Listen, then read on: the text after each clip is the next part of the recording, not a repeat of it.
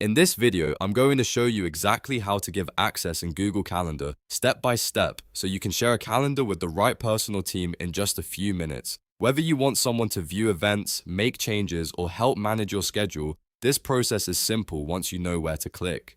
If this tutorial helps you out, make sure to hit the like button and subscribe for more easy software guides just like this one. Alright, let's jump into it. First, open Google Calendar on your computer and make sure you're signed into the correct Google account. Once the calendar loads, look over to the left side panel and find the section labeled My Calendars. This is where all of your personal calendars are listed. Now, identify the calendar you want to share. If you manage more than one calendar, take a moment to choose the correct one so you don't give access to the wrong schedule. Next to that calendar name, click the three dots icon. This opens the options menu for that specific calendar. From the menu, select Settings and Sharing. This will take you into the full calendar settings page where you can control visibility, permissions, and sharing options. On the settings page, scroll down until you see the section called Share with Specific People or Groups. This is the area where you can add individual people or groups by email.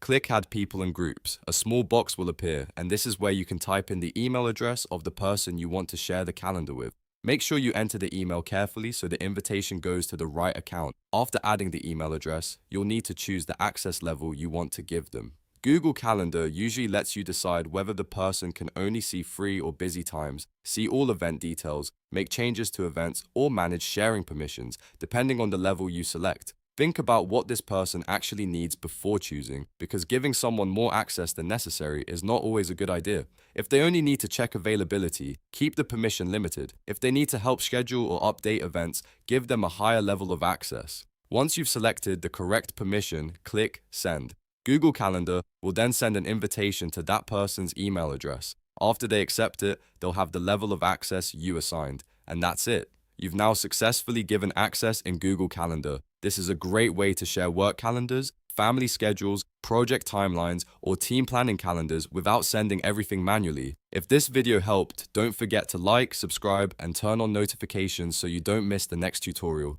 Thanks for watching, and I'll see you in the next one.